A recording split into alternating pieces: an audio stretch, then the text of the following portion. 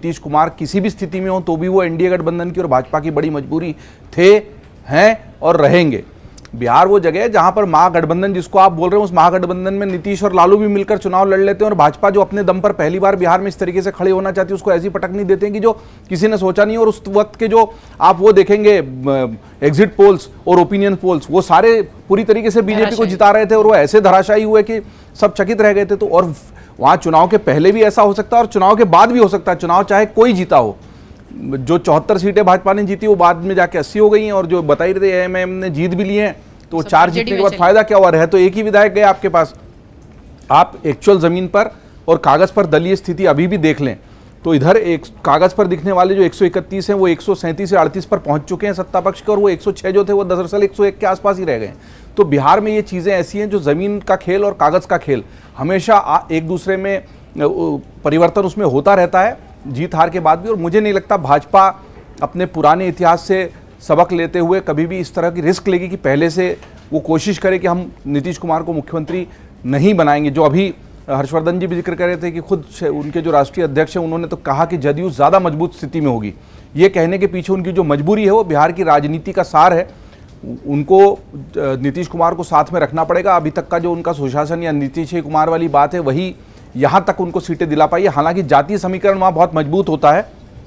चिराग पासवान अभी राहुल गांधी बार बार जो दौरे कर रहे हैं पिछड़ों दलितों के क्षेत्र में, वो अपनी सीटों के नेगोशिएशन के लिए अपनी सीट का जो बंटवारा है वो ज़्यादा महागठबंधन में प्राप्त करने के लिए कर रहे हैं या सचमुच दलितों को रिझा रहे हैं, इसमें जानने में कोई बहुत बड़ा गणित लगाने की जरूरत नहीं। वैसे ही चिराग पासवान जो है वो केंद्र की राजनीति छोड़कर बिहार में आना चाहते हैं। बिहार में इस जातिगत जो चाल महागठबंधन की तरफ से चली गई है उसका जवाब देने के लिए एनडीए की तरफ से ही भेजे गए हैं या अपनी सीटों को ज़्यादा से ज़्यादा बढ़ा। तो मुझे लगता है इस वक्त जितने भी नेता हैं हर दल के, जो चाहे एनडीए में जुड़ा हो या महागठबंधन में, वो अपनी सीटों का बंटवारा ज़्यादा से ज़्यादा बढ़ा लेने के लिए सब कुछ कर रहा है। बिल्कुल ठीक है पुण्य, भाकपा माले ने अगर 11 सीटें जीती थी तो वो ज़्यादा सीटों पर कांग्रेस से बेहतर स्ट्राइक रेट उनका था। हर कोई इस वक्त तो केवल कोशिश कर रहा है कि सीटें ज़्यादा मिले, क्योंकि कोई भी गठबंधन कितना सफल है वो इससे तय होता है कि अपने हिस्से की ज़मीन, अपने हिस्से का खून, वो जिगर के टुकड़ा देने जैसी बात होती है।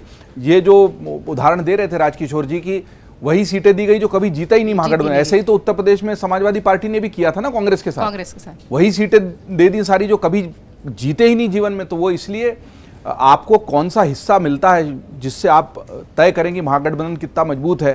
पूरा का पूरा जो इंडी गठबंधन बना एनडीए के अगेंस्ट और प्रधानमंत्री नरेंद्र मोदी के अगेंस्ट, उसकी विफलता तो ज़मीन पर ही हुई ना, वरना तस्वीरों में तो सारे हाथ मिलाकर खड़े हुए दिखाई दिए, चाहे बेंगलोर में खड़े हों, चाहे पटना में खड़े हों, चाहे बंबई में खड़े हों। सारी तस्वीरें जो थी वो ऐसी दिखाई दे रही थी जैसे पता नहीं कितना बड़ा गठबंधन बन गया। और उसी को लेकर रामकृपाल जी इसी शो में कहते रहे कि जब दीवार ही नहीं है तो मैं दरार की बात कहाँ से करूँ, जब दीवार दिखेगी तो दरार की बात करूंगा, मुझे तो ये दीवार ही नहीं दिखाई दे रही है। तो ये अभी गठबंधन की राजनीति का खेल है। और बड़ी बात बिहार को लेकर ये हो चुकी है कि वहाँ कोई भी एक दल पूरी तरीके से अपने दम पर बिहार में चुनाव को जीतकर अपना मुख्यमंत्री बनाने की स्थिति में है ही नहीं। पिछले 3 चुनावों से स्थिति स्पष्ट हो चुकी है। कोई टेका, कोई सहारा, कोई छोटा दल, कोई टूट के आने वाला, कोई फूट के आने वाला, वो प्रीपोल अलायंस हो या पोस्ट पोल टूट फूट हो, उसके बिना सरकार चल ही नहीं पा रही है। कोई भी पूर्ण तरीके से उस पूरी 243 सीटों के समीकरण में अपनी सत्ता के झंडे गाड़ने की स्थिति में है ही नहीं, क्योंकि वहां का जो नीचे का समीकरण है वो बड़ा ही पेचीदा सा है। उस पेचीदगी से जूझने की कवायद मतदान तक और मतदान के पहले तक चलती रहेगी। अगर आप ये वीडियो YouTube पर देख रहे हैं तो हमारे चैनल को सब्सक्राइब कर बेल आइकन दबाएं, और Facebook पर देख रहे हैं तो हमारे पेज को लाइक करें।